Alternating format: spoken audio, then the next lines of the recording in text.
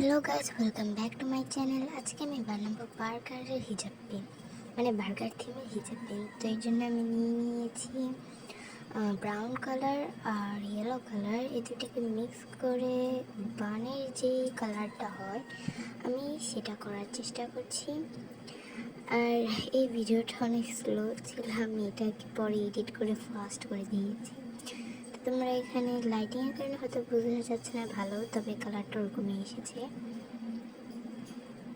এটাকে আমি গোল গোল করে নিয়েছি, সেটা আমি ভিডিওতে দেখাইনি, কারণ গোল কীভাবে কত বেশি তো জানে। এবার এটাকে দু টুকরো করে নিয়েছি।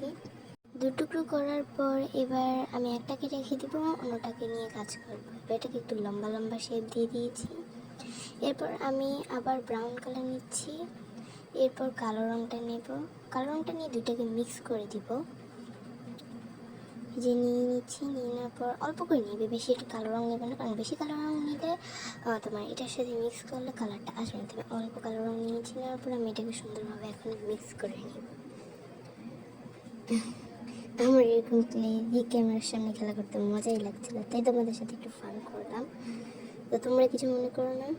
আর আশেপাশে যে আওয়াজগুলো শুনতে পাচ্ছিলে এগুলোকে একটু ইগনোর করো। এই যে কালারটা চলে এসেছে, এটা আর কি মুরগির বা বিফের যে কালারটা হয় সেই কালারটা দিয়েছি।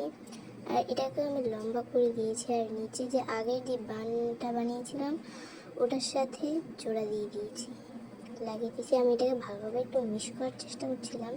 এরপর নিয়ে নিচ্ছে গ্রিন কালার। গ্রিন কালারটা নেওয়ার কারণ হচ্ছে যে এখানে লেটুস পাতার ব্যবহারের জন্য আমি গ্রিন কালার নিয়েছি।